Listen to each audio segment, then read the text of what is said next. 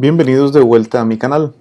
En este video conversaremos un poco sobre el ruido térmico y las implicaciones que tiene para los sistemas de comunicaciones. El ruido térmico es una consecuencia, como lo dice su nombre, de un estado térmico excitado de las partículas de los materiales. Eso significa que siempre está presente para temperaturas mayores al cero absoluto. La densidad espectral de potencia del ruido térmico es más bien difícil de calcular. Se necesitan consideraciones termodinámicas y también de mecánica cuántica. Aquí exponemos únicamente el resultado, dado por la ecuación número 22. Como pueden ver, la densidad espectral de potencia de ruido térmico es 2 veces la constante de Planck por la magnitud de la frecuencia entre el exponencial de la constante de Planck por la magnitud de la frecuencia entre la constante de Boltzmann por la temperatura menos 1. Simplemente como recordatorio, ahí la temperatura está en Kelvin, la constante de Boltzmann, K, es 1.38 por 10 a la menos 23 joules por Kelvin, y la constante de Planck es 6.625 por 10 a la menos 34 joules segundo. El exponencial de la ecuación número 22 podemos simplificarlo, ya que el producto de la constante de Boltzmann por la temperatura entre la constante de Planck es más bien grande en comparación con la frecuencia a la que usualmente trabajamos en comunicaciones.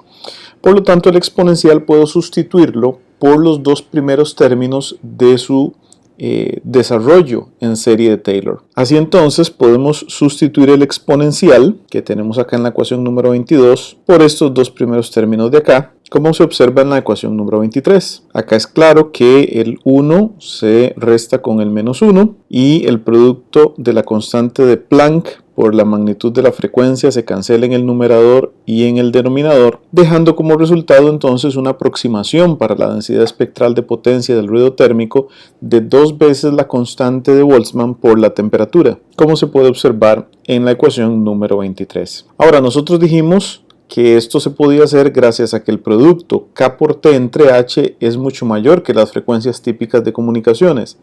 ¿Qué tanto mayor? La respuesta a esa pregunta también constituye la respuesta o sirve de base para la respuesta a esta otra pregunta. ¿Es el ruido térmico también ruido blanco? Bueno, si nos devolvemos a la expresión original, podemos ver que la densidad espectral de potencia claramente no es constante con la frecuencia en la ecuación número 22. Sin embargo, nuestra aproximación en la ecuación número 23 sí lo es, y lo será para frecuencias menores a KT entre H. Ese producto, la constante de Boltzmann K por la temperatura T entre la constante de Planck H, es aproximadamente a temperatura ambiente de unos 6 terahertz. Como vemos, los sistemas de comunicaciones actuales están todavía bien por debajo de este valor. Por lo tanto, podemos suponer que efectivamente, para todos los efectos prácticos y a temperatura ambiente, el ruido térmico se comporta como si fuera ruido blanco, con una densidad espectral de potencia constante en todo el rango de frecuencia en el que actualmente trabajamos. Veremos si más adelante esto cambia. Usualmente el ruido térmico se incorpora dentro de los modelos de circuitos de comunicaciones por medio de las resistencias, mientras que los condensadores y los inductores se modelan como libres de ruido. Acá tenemos la forma en cómo se incorpora a una resistencia el ruido térmico. Consideremos a ese elemento de circuito R como una resistencia ruidosa. Entonces surge la pregunta: si la resistencia estuviera sin conectar absolutamente a ningún circuito, ¿cuál sería el voltaje que se mediría entre las terminales de la resistencia únicamente por efectos del ruido térmico? Podemos responder a esta pregunta integrando sobre el ancho de banda de trabajo la densidad espectral de potencia de ruido térmico, que calculamos en filminas anteriores. Así entonces tendríamos la integral de menos B a B, recordemos que es un sistema bilateral, de 2kT df. Claramente el 2kT sale de la integral y la integral entonces daría como resultado 2b.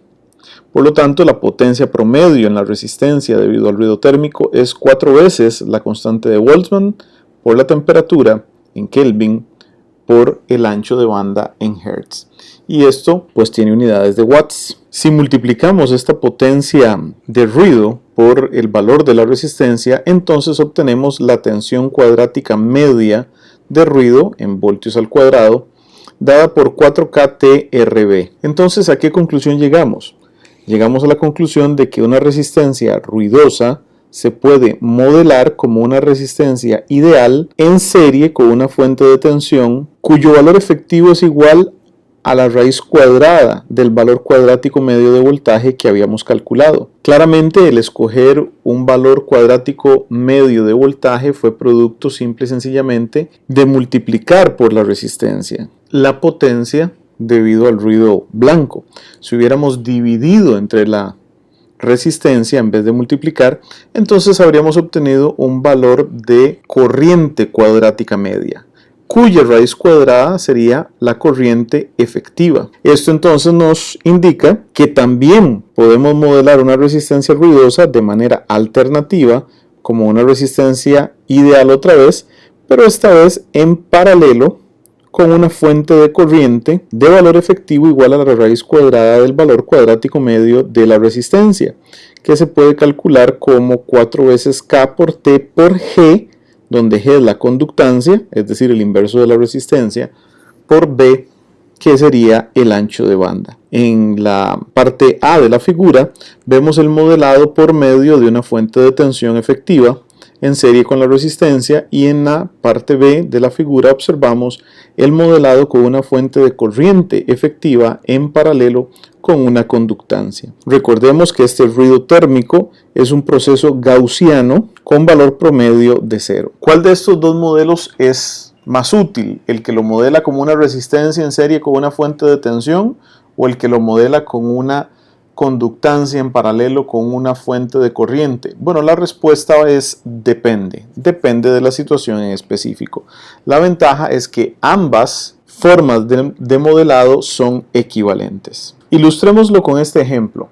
Dice, el filtro de entrada de un receptor AM admite una banda de frecuencias de 535 kHz hasta 1605 kHz. Esa es la banda comercial de AM. La entrada de la radio tiene una resistencia de entrada de 300 ohms. La pregunta es, ¿cuál es la tensión efectiva, es decir, RMS, del ruido que se espera observar debido a la resistencia de entrada? ¿Cómo podríamos resolver entonces este problema? En realidad es muy sencillo. Pasemos a la pizarra para resolverlo. El valor cuadrático medio de voltaje es igual a 4 veces la constante de Boltzmann por la temperatura, por el valor de la resistencia, por la banda, y pongámosle un sub n para enfatizar que es el ancho de banda en el que tengo este fenómeno de ruido.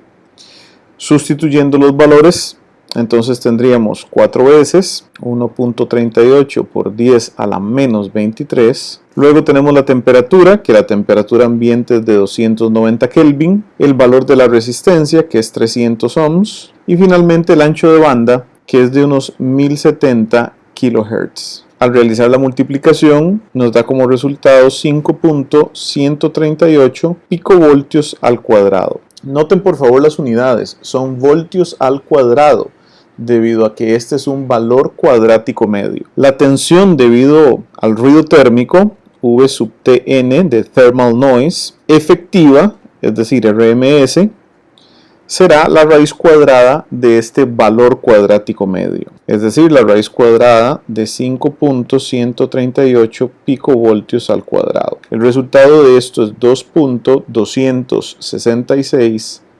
microvoltios, RMS. Acá tenemos entonces nuestra tensión de ruido a la entrada de este receptor AM. Tenemos un segundo ejemplo sobre cálculos de tensiones de ruido que dice: calcule la tensión efectiva del ruido térmico en dos resistencias de 100 ohms y 150 ohms a 300 Kelvin en un ancho de banda de 1 MHz sí, y nos presenta dos escenarios. Primero, están conectadas en serie, y segundo, están conectadas en paralelo. Vayamos a la pizarra para resolver el ejercicio. En el primer caso, la tensión cuadrática media debido al ruido térmico será 4 veces por la constante de Boltzmann, por la temperatura, por el ancho de banda del ruido y el arreglo en serie de las resistencias. Notemos, o recordemos más bien, que las resistencias en serie se suman. Entonces aquí tendríamos R1 más R2. Ahora poniendo los números tendríamos 4 por 1.38 por 10 a la menos 23 que multiplica 300, que multiplica a 1 mega, 1 por 10 a la 6 y que multiplica a 100 más 150, es decir 250 ohmios. Y el resultado numérico de este producto es 4.14 picovoltios al cuadrado. Nuevamente la tensión efectiva